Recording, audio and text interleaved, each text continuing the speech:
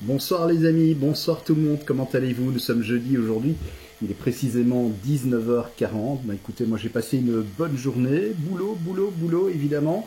J'espère que vous au boulot aussi ça a été.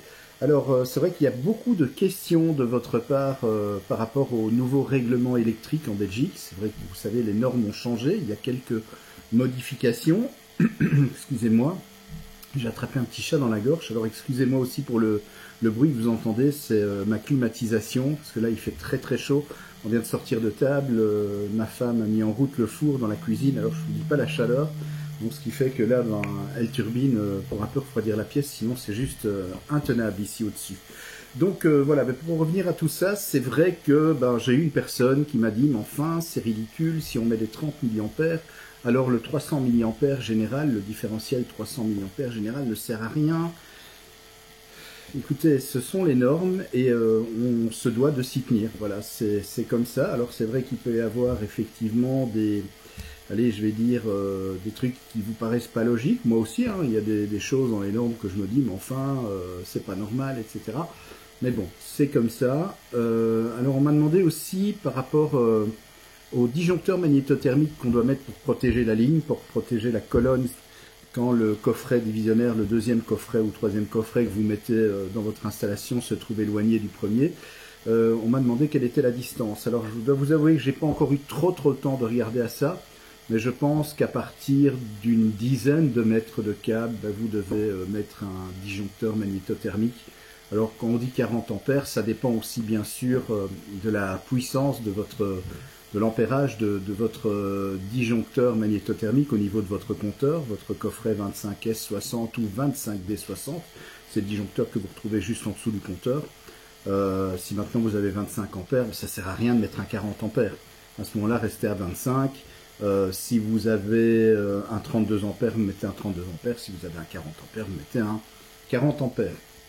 Alors, certains me disent, oui, mais en fait, pour la colonne, il y a déjà la protection au niveau du compteur, il y a un disjoncteur magnétothermique, alors pourquoi devoir encore mettre un disjoncteur? Alors, c'est comme ça, c'est la norme. Il faut savoir aussi que le disjoncteur magnétothermique, au niveau de votre coffret compteur, n'a pas le même pouvoir de coupure. Le pouvoir de coupure au niveau des disjoncteurs pour l'installation électrique, c'est 3000 ampères. Et le pouvoir de coupure au niveau du disjoncteur qui protège toute l'installation et qui se trouve au niveau de votre compteur, qui est plombé, c'est 10 000 ampères. Donc il y a ça aussi qui joue, que vous devez... voilà, mais de toute façon, selon moi, mais je me renseignerai pour ne pas dire de bêtises à ce sujet-là, mais à partir d'une dizaine de mètres, je dirais que là, il faut mettre effectivement ce fameux disjoncteur magnétothermique qui protège la ligne à la fois des courts-circuits et des surcharges, tout simplement. C'est une protection supplémentaire et bien entendu, je le rappelle, c'est important, on met à présent un disjoncteur différentiel de 30 milliampères qui protège en fait une rangée de 8 lignes, c'est-à-dire 8 disjoncteurs magnétothermiques.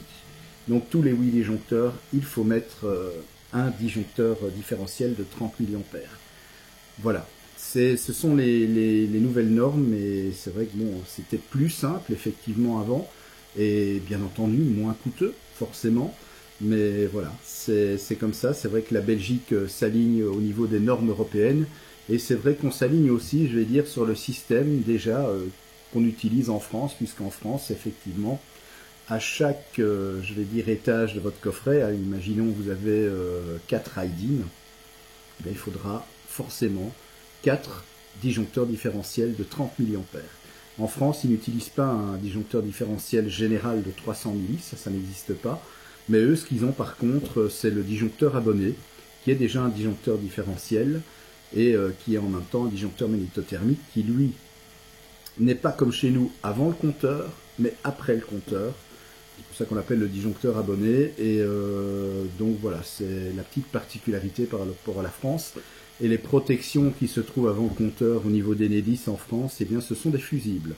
Chez nous par contre, c'est un disjoncteur magnétothermique, hein, donc pour vous refaire un petit peu le chemin que suit le parcours de l'électricité dans votre coffret compteur, votre colonne de distribution qui arrive en 4 x 25 mm2 arrive sur un sectionneur 125 ampères.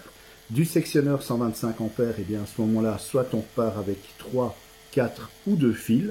2 fils si vous êtes en mono, 3 fils si vous êtes en 3 x 230 et les 4 fils si vous êtes en 3 x 400 volts plus neutre. Et donc de là, de la sortie du sectionneur 125 ampères, on va alimenter par le bas le disjoncteur magnétothermique pouvoir de coupure 10 000 ampères, qu'il soit de 32, de 40 ampères, de 63 ampères ou même de 20 ampères. Voilà, c'est comme ça que ça fonctionne. Et ensuite, du disjoncteur magnétothermique, on ressort pour cette fois-ci aller alimenter le compteur, rentrer le courant dans le compteur, et ensuite, c'est les câbles qui vont alimenter votre coffret divisionnaire, et notamment qui vont aller se brancher sur le disjoncteur différentiel de 300 mA. Voilà, c'est comme ça que ça se passe chez nous en Belgique.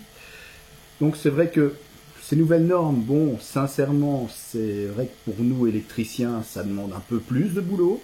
C'est vrai qu'au niveau du coût de l'installation, c'est revu à la hausse forcément, hein, puisque voilà. Mais ce sont les normes, c'est comme ça, et il faut bien évidemment s'y soumettre. On n'a pas le choix. Voilà. Écoutez, moi je vous souhaite une très très bonne soirée. N'hésitez pas à vous abonner à la chaîne. N'hésitez pas aussi à regarder les vidéos, à activer la cloche de notification. N'hésitez pas aussi à poser vos questions, voilà, à réagir sur la chaîne Fabelec. Voilà, je vous embrasse. Je vous souhaite une excellente soirée, une bonne fin de semaine. Et on se retrouve, je vais encore essayer demain si j'ai le temps. Je vais voir un peu au niveau de mon emploi du temps. Si j'ai le temps, je vous sortirai une nouvelle vidéo réponse en électricité. En attendant, je vous embrasse très fort.